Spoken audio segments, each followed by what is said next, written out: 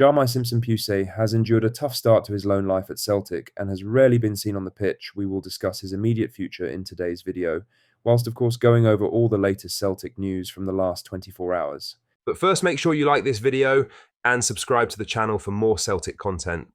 Celtic will see their SPFL sanction finally kick in next month, with the club set to lose 500 tickets for the League Cup semi-final against Rangers at Hampton on the 2nd of November.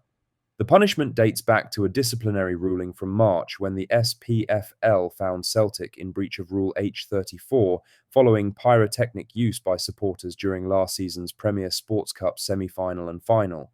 The Celts, alongside Rangers and Motherwell, were all found guilty after hearings into large-scale pyro displays across the competition.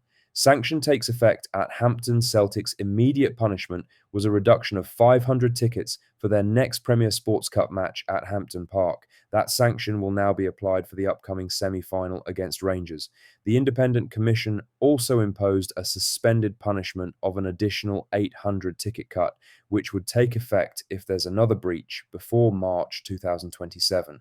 The SPFL confirmed that the reduction applies equally to both clubs, with Rangers also losing 500 briefs for their section of the ground. As reported by Celtic News back in March, the ruling stemmed from pyro incidents at the Celtic v Aberdeen semi-final and the Celtic v Rangers final last season. Both matches saw extensive use of flares and smoke bombs, leading to disciplinary action under SPFL competition rules. League Cup semi builds up. The latest development adds another layer of spice to what's already shaping up to be a fierce League Cup semi-final clash. Both sides have their issues, and it will be interesting to see which team hits form before the game goes ahead. There will still be around 21,000 Celtic fans inside the ground, so the 500 missing won't affect the atmosphere on the day, but it does mean 500 Celts who could have been there won't. Brendan Rodgers' men will be looking to reach another final as they chase early season silverware. However, should pyro appear again at Hampton, 800 tickets will be removed for Celtic's next League Cup fixture. Now for the main story, as Manchester City have no plans to recall Jami Simpson-Pusey from his Celtic loan deal in January. The 19-year-old defender has struggled to establish himself at Celtic Park since his arrival in early August. A lack of fitness has been the main issue preventing him from making his first team debut under Brendan Rodgers. A Man City source told Celtic News that they have no intention of ending the loan early, believing Glasgow remains the right environment for his development. The situation will be re-evaluated after the Christmas period. Cameron Carter-Vickers remains the defensive leader, with Liam Scales consistent alongside him and Austin Trusty the main backup. Simpson-Pusey will need to outshine both to earn a place. There is no future transfer option included in the loan deal. In other news, the minutes from Monday's meeting finally landed at 5 p.m. on Thursday, and within minutes, the entire Celtic conversation online narrowed to a single telling moment. Supporters had asked who actually conducts football transfers at Celtic, who values players, and whether the chief executive and CFO are directly involved. The minutes offer the club's familiar framing, a multidisciplinary approach led by the football department, with the executive team concluding transactions. We're told the manager sanctions all signings. Then, the line that stopped the Celts' support in its tracks, asked why the manager has referred to some arrivals as club signings. The minutes record that the chief executive shrugged his shoulders. The Celtic board minutes. Celtic can say the right things about structure, but that shrug reads louder than any prepared sentence. At a time when Brendan Rodgers' comments around recruitment have hovered over this season, that small gesture has come to symbolise an uncomfortable truth for the Celts. Fans do not feel a clean line between the manager's plan and the players being delivered. The language in the minutes is tidy. The feeling it leaves is not. If the executive team at Celtic close deals that the football department identify and the manager signs them off, then the logic is sound. Yet the shrug casts doubt over how aligned the parts truly are. A first-hand account shared described the room as more bowling club than boardroom, a brutal comparison, but one that captures the tone. Celtic supporters expect professionalism, clarity, and a sense that those at the top understand the stakes at Celtic Park. Why this lands so hard with the Celts? Support Celtic live and die by recruitment. When the club talks about processes and committees, fans hear promises. When the manager talks about club signings, fans hear warning signs. When a direct question meets a shrug, fans hear disconnect. This matters because January is not far away. The Celts cannot afford drift.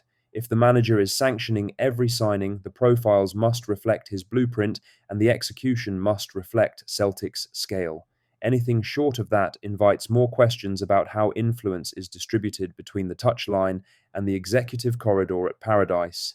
The image lingers, a question about club signings met with a shoulder shrug. It is not proof of failure, but a window into a culture that feels too comfortable with ambiguity.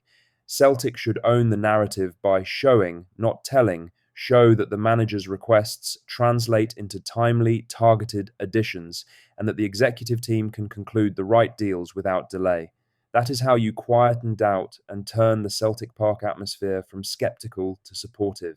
In other news, Celtic have confirmed that the long-awaited results of their supporter survey, first conducted more than a year ago, will finally be published this month. The issue was raised during Monday's meeting between the club and fan groups, where supporters pressed for answers on why the findings had been withheld for so long.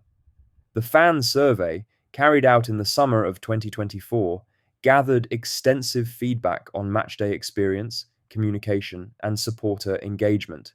According to the official minutes, Chief Executive Michael Nicholson told the meeting that a report outlining the survey's findings will be released soon, confirming October as the target date for publication. Nicholson explained that the delay was caused by the complexity of the data collected, with open-ended responses proving difficult to format for public release. A third party was brought in to help present the findings in a clearer and more usable format.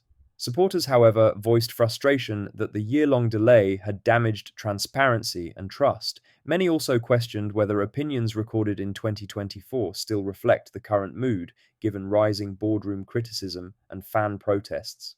The club said lessons had been learned from the process and promised to take a different approach if another survey is conducted in future.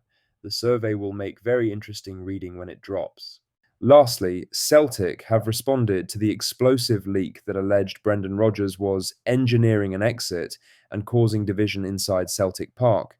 The issue was raised during Monday night's meeting between the board and supporter groups, with fans demanding answers over the Scottish Sun's September story, which quoted a senior Celtic source claiming Rodgers was playing to the gallery during a turbulent spell for the club. According to the newly released minutes, Chief Executive Michael Nicholson told the Room the club had discussed the article internally and considered the matter closed. When asked why no formal investigation or legal action had followed, Nicholson reportedly said Celtic were busy enough as it is. What do you think of what we discussed in today's video? Let us know down in the comments section below. Make sure you've liked this video and subscribe to the channel for more Celtic content. Thank you, take care, goodbye.